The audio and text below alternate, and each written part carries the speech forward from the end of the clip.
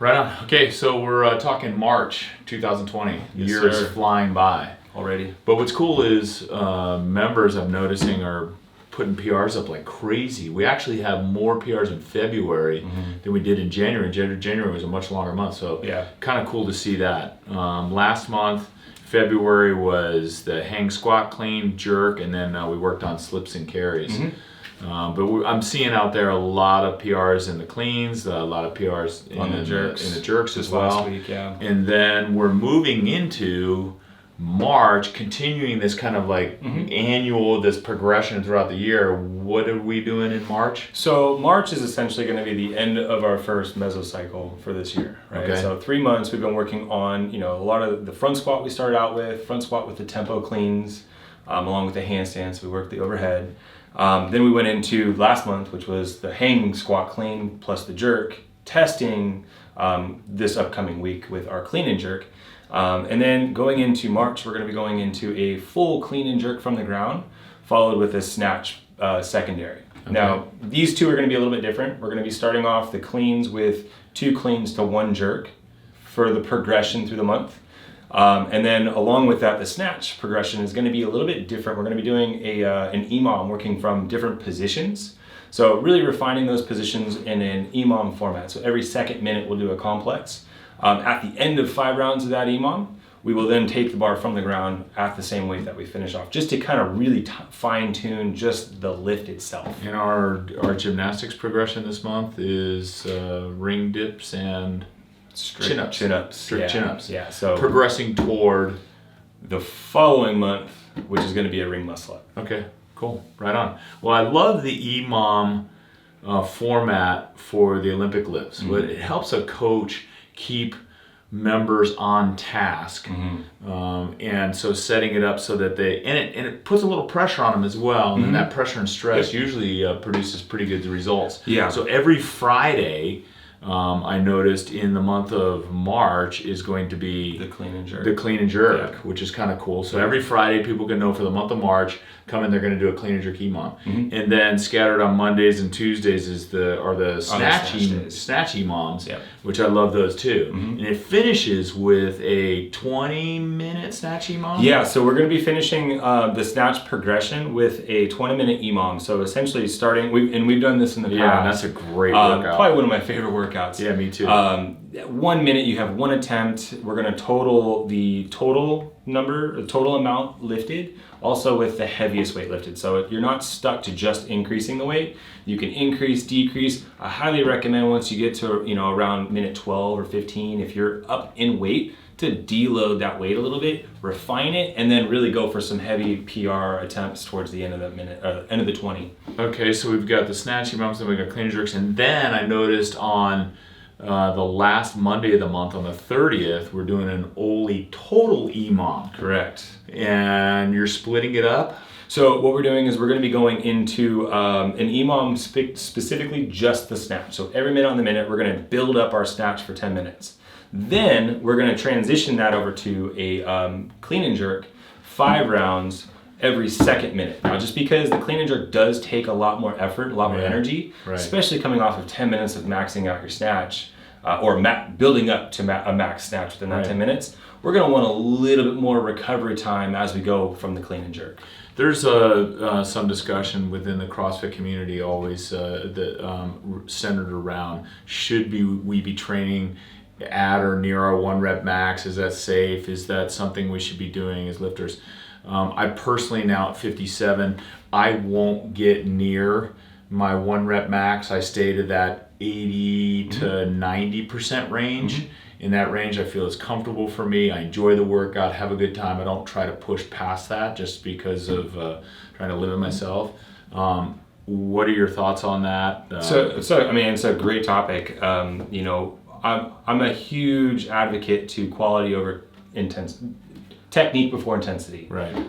If you're unable to sustain a certain weight or mechanics at a certain weight, then we should decrease the weight because, essentially you've maxed out. You've reached a point where you're no longer able to maintain the proper mechanics. Right. So technically you've maxed. Can you do another lift after that? Maybe. What's the risk? Are we doing that lift to win a bunch of money? Are we trying to go to the CrossFit Games? Or are we just trying to get better and more technically sound at our Olympic lifts? So one thing that is absolutely certain is when our members do hit these PRs, they're pumped. They're clean reps. Yeah, too. and when they're clean reps, and that and you see it, and they could do more, but it looks great. Mm-hmm. They love it. They're excited. They get to put it on the board, and then as I've always said, if a member's making progress or they're able to make PRs, they're going to come back. Yeah, and it doesn't. They will come back. And it doesn't have to be a huge PR right now, because as we all know, as an athlete, you grow. Right. And as you grow, you get better, you get stronger, but there's those plateaus, and it's important to take yourself back down and feel like you don't always have to max out. If you have members in class that aren't coming in very often or are missing these strength days, those are the ones you want to dial back. Yeah. You bring those people back to the 75%, the 80% range. Make them feel good. Yeah, make them feel good, let them have fun. But those members that are coming in and have been drilling, doing the drills, doing the strength days, we let those members go within the capacity of their technique to hit the PRs. As they make gains, they keep coming back, that's for sure. Yeah. It does feel good. And there's very few things in life as well that test us in that manner. Yeah. And overcoming fear of a barbell weight to accomplish a lift is something that's powerful and has meaning across more than just CrossFit class. Exactly. It's kind of cool. Yeah. Let's talk about the Metcons, because we got some notable workouts that we have coming up this month. I notice our hero this month is going to be Danny, Oakland SWAT member. So that's for us. It's local to us. It's a kind of a way to honor this individual that gave his life in the line of duty. Cool workout, and hard workout. It's a tough one, but as they all are, and it's really important to note that we are doing a hero workout. Doesn't mean that you have to be the hero and destroy yourself to where you can't come back and train the next day. One of the things we like to do is always make sure that we have our coaches know who the individual is, if it's a hero, and then make sure they say a few words about that individual before every class. It's a unique quality to CrossFit. No one else has hero WODs. Yeah. And it can be a very powerful moment in class as people accomplish those things, and they accomplish it at RX. That's kind of a neat thing. Yeah. And then we have our CrossFit Girl workouts this month. Annie, which is a nice compliment to the strength day. Yeah. That's just a nice burner. And then Angie this month, which is after doing a burner. After doing Chelsea in February, it'll be nice to have this twist on that pull up, push up, and squat workout. But you've got some benchmarks, so there's some checkpoints. Yeah. Okay. So basically, what we're doing in Angie is not destroying all of our athletes in the workout. So as we know, it's 100 pull-ups, 100 push-ups, 100 sit-ups, and 100 squats. For somebody to get through 100 pull-ups, if they're not ready to do that kind of volume, what we're doing is we're going to have a checkpoint. So at minute 7, you're going to move on whether you're done with 100 or not. So there's also the half Angie, which would be the modified version. So if somebody's unsure about completing 100, just go to the half Angie and push the intensity on that aspect.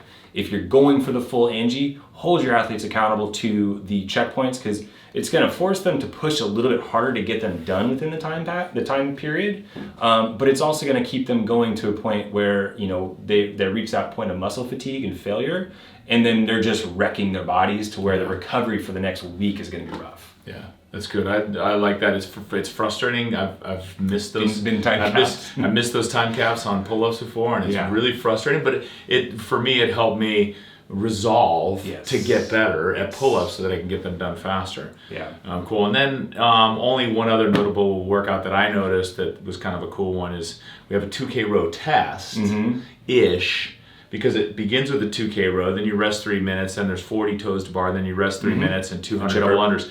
I like the number, the quantity of reps. Those three are almost equal. Yeah. As far as time work. Yeah. And forms of in terms of work time. Yes. Yeah, and then 3 minute rest. So you really have to pace yourself, but you can push a little bit with a 3 minute rest. So you might see some people PR their 2K row. Yeah. That's the time to go for it, really. Yeah. hit the 2K row hard, and then see if you can recover in time to do 40 toes to bar. And hopefully your double unders are on point at the end. Yeah, kind of a cool workout, so that's fun. I'm really looking forward to this month. I love EMOMs. I love EMOMs with Olympic lifting. It helps the coach keep everyone on task, moving together. We ramp up the music, we turn up the music volume, and people get into it and usually end up doing really well. So that's cool. Fun month. It's going to be good. Cool. Thanks, man. Absolutely. Cheers.